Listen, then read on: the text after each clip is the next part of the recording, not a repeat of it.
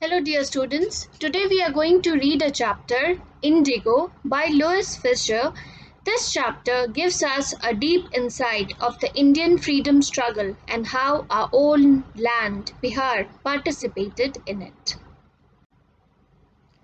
This chapter is written by Louis Fisher. He was born in Philadelphia. He served as a volunteer in British Army and then he worked as a journalist. He also wrote for New York Times and he was a member of faculty at the Princeton University. This is a small excerpt which is taken from his book, The Life of Mahatma Gandhi. Louis Fisher took an interview of Mahatma Gandhi in 1942 at his ashram in Sevagram. Mahatma Gandhi told him about the Indigo movement, which was started by him in Champaran. This whole story, Indigo, it revolves around the struggle of Mahatma Gandhi and all the other prominent leaders and common people to help the sharecroppers of Champaran. In the pictures, you can locate Sevagram, which is there in central India in Maharashtra. This is an old picture of Sevagram, which is visible, and this is the new picture of the same house in Sevagram where Mahatma Gandhi stayed. This chapter deals with the unequal battle that was fought between the Britishers and the poor people of India. The people of India were ruled and they really suffered because of the unjust policy of the Britishers. This is highlighted in this chapter. Here we will also be able to see how the poor sharecroppers, how the poor peasants are able to foil the wicked designs of the greedy British landlords in spite of all the odds. There are different situations which are highlighted in this chapter which will really show that how the people of India, how the leaders, they fought against the Britishers. And ultimately, it's only the truthfulness, the sincerity of purpose, and the untiring efforts of the Indian leaders, and because of which we emerge a winner at the end. As the name of the chapter is Indigo, so we'll have a quick look of what actually indigo is. Indigo is a tropical plant. You can see over here a picture of the plant with beautiful blue flowers.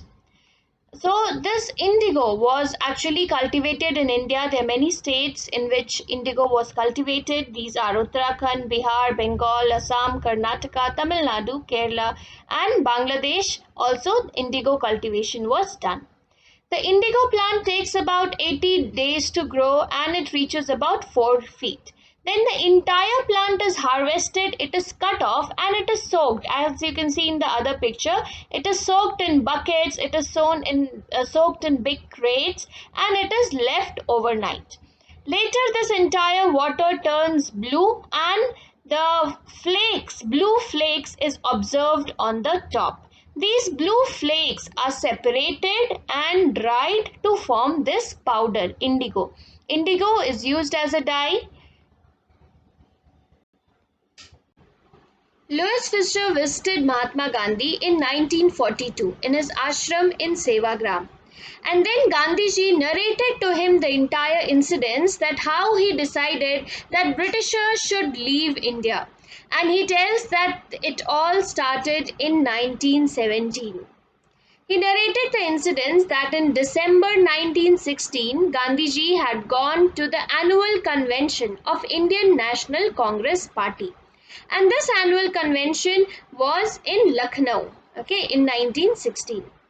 In that convention, there were 2,301 delegates, many representatives from different places of India, and many visitors.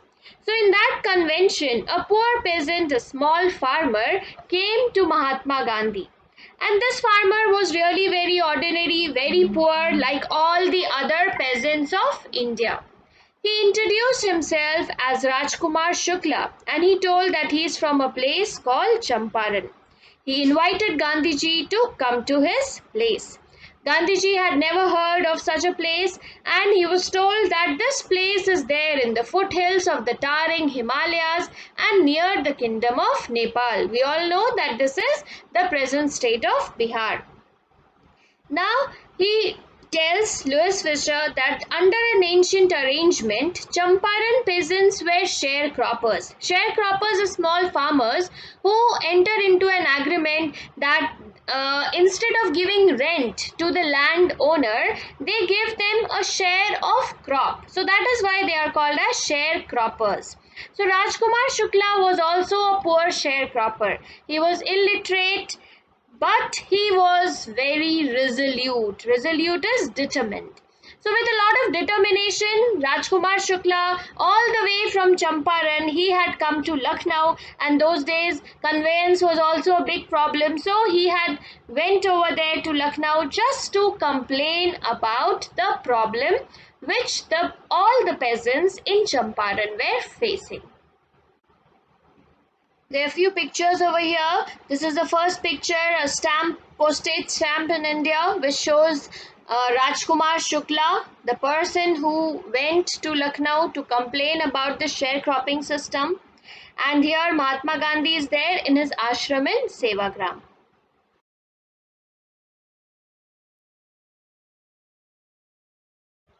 Rajkumar Shukla went and he spoke to Gandhiji about the injustice because of the landlord system in Bihar.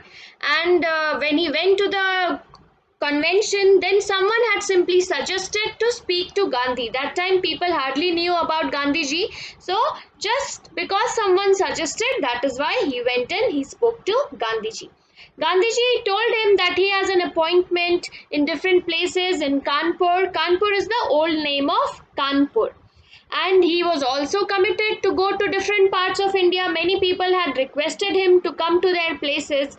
But Shukla was really determined. And what did he do? He followed Gandhiji everywhere. Wherever Gandhiji went from Lucknow to Ahmedabad near in his ashram, and Shukla followed him, and he never left Gandhiji's side.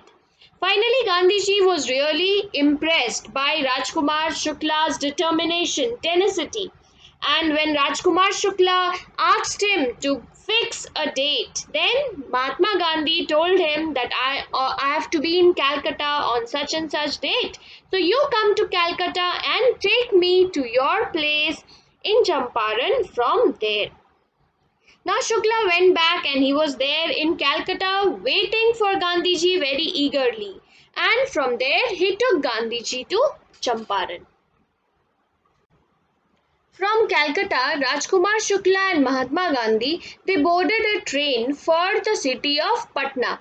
Patna is the capital of Bihar. So from Calcutta, they boarded a train for Patna. And there Rajkumar Shukla took him to a house of a lawyer, and he is popularly known as Dr. Rajendra Prasad. We all know he later became the president of the Congress party and of India.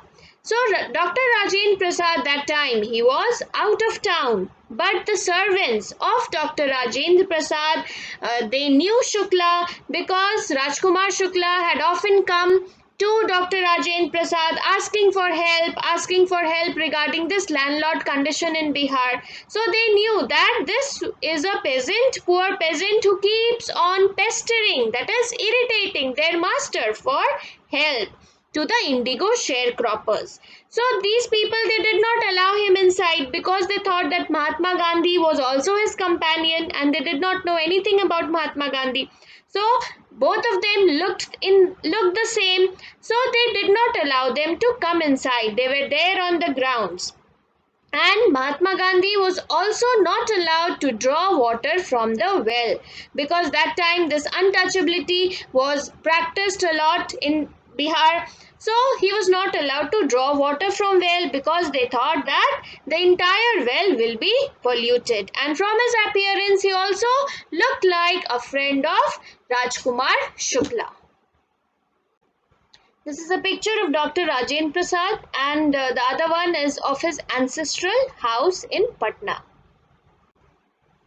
Gandhiji decided that from Patna he would first go to Muzaffarpur, which was en route to Champaran. En route means on the way to Champaran, the city was there, which was Muzaffarpur.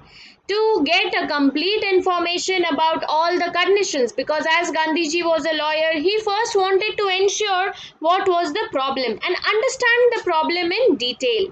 So he went over there because Shukla was not capable of imparting many things. He was illiterate and perhaps he did not know about many problems. So Gandhiji sent a telegram to Professor J.B. Kriplani. Professor J.B. Kriplani was a professor in Arts College in Muzaffarpur. And Gandhiji and J.B. Kriplani, both of them had met in Tagore's Shanti Niketan school. This is a picture of Professor J.B. Kriplani, and the second one is Mahatma Gandhi along with the workers in Champaran in Bihar. And the other pictures are of the Shanti Niketan school where J.B. Kriplani and Mahatma Gandhi had met. Gandhiji arrived in Muzaffarpur at midnight, 15th April 1917.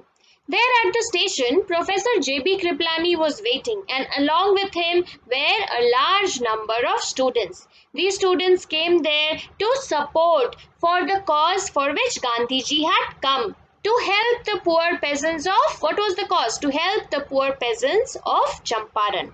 So Gandhiji stayed in Muzaffarpur, and there he was there for 2 days in the home of Professor Malkani. Professor Malkani was another professor. He was a teacher in government school.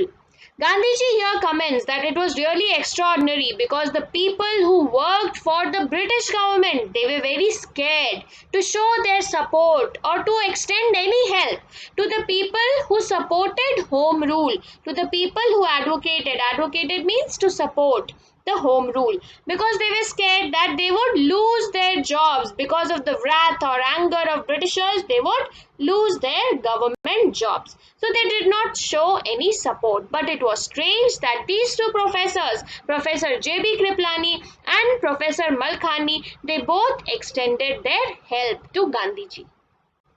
The news of the advent of Gandhiji, that is the arrival of Gandhiji in Muzaffarpur, spread very quickly, and people from all over Muzaffarpur and Champaran and the nearby districts, they came to see Gandhiji. They came on foot and by conveyance to see their champion. Why champion? Because he was supporting the cause of the poor peasants.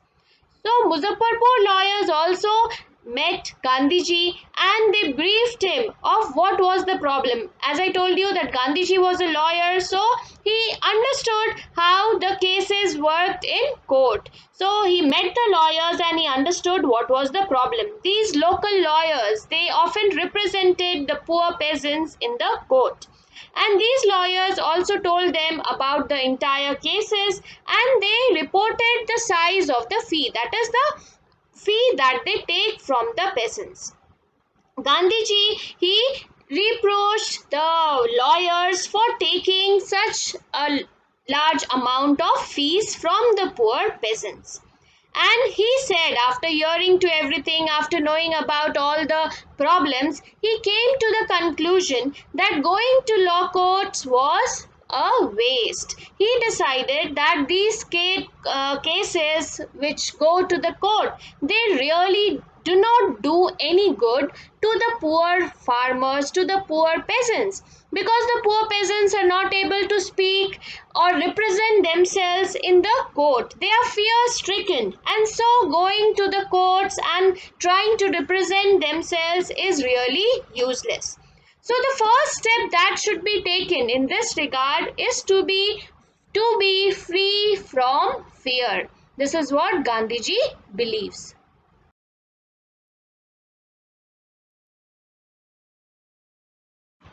Thank you, students. I'll be dealing with the next part of the chapter in the next video. Thank you.